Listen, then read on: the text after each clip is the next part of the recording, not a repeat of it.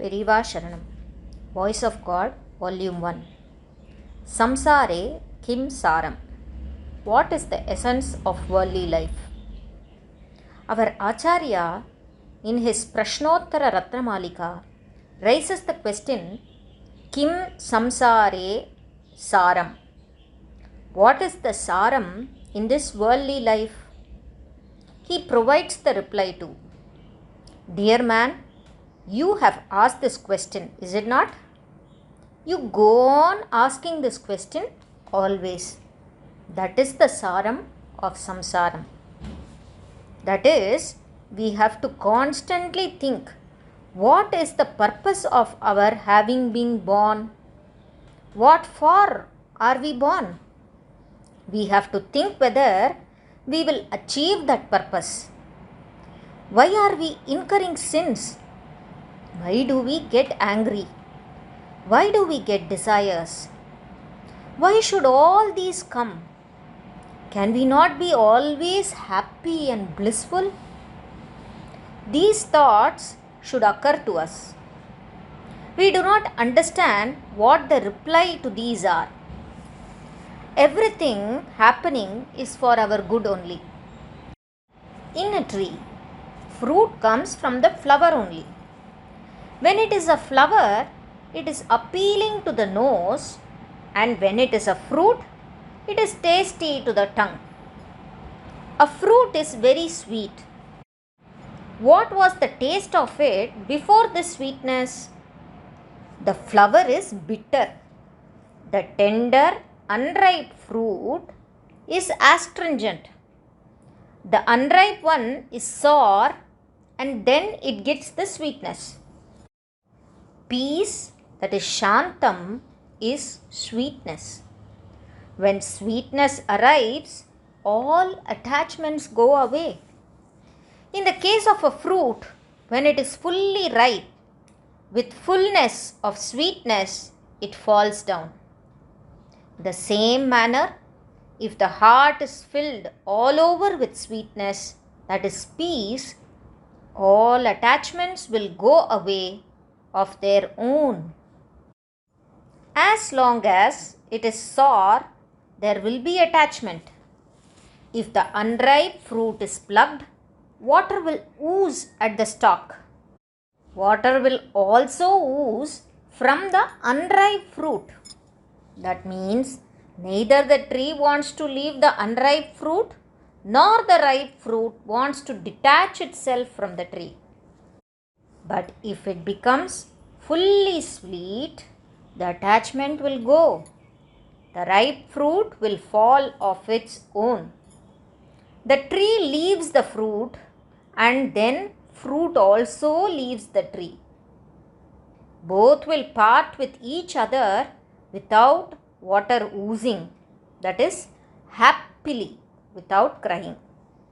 One who has evolved step by step and whose heart is filled with sweetness, that is, Madhuram, will happily detach himself from the tree of samsara.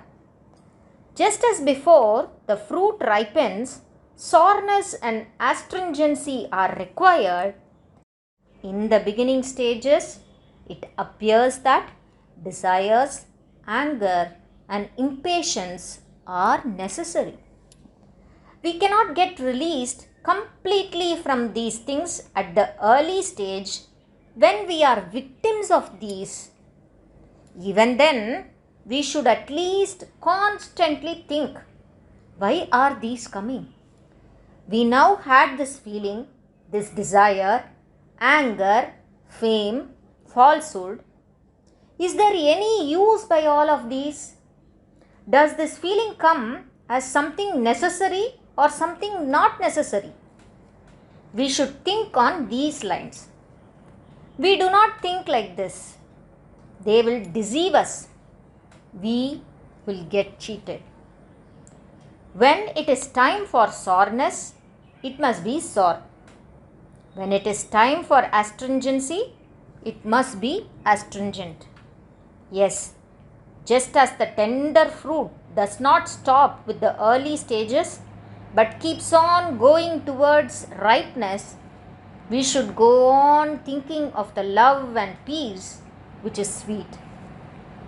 If we go on doing this, we need not go in search of moksha. If we are how we should be at different stages, the sweet state of moksha will come on its own.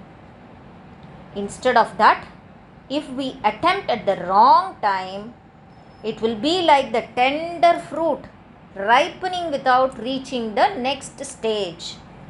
It will be spoilt. It will not be sweet. Just as Ramalingam sang, will it get spoiled and fall off? There is no use our making premature attempts to get moksha and falling off on the way. It is wrong to remain satisfied with the condition in which we are, but at the same time, we will still carry a heavy load of the past karmas. It is wrong to be in haste to gain the supreme jnana immediately. We need not desire for the supreme jnana here and now, go in search of it. We will go on performing our duties with the thought that if it does not materialize in this birth, that is Janma, let it come after several births.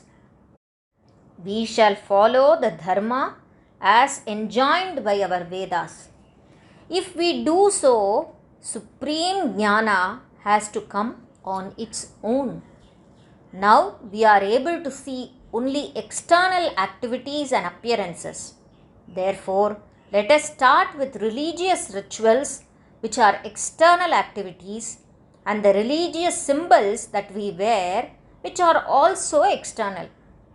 We will ripen through stages from the tender to the unripe, and then the ripened fruit, and reach the truth that is internal. Periyava Sharanam.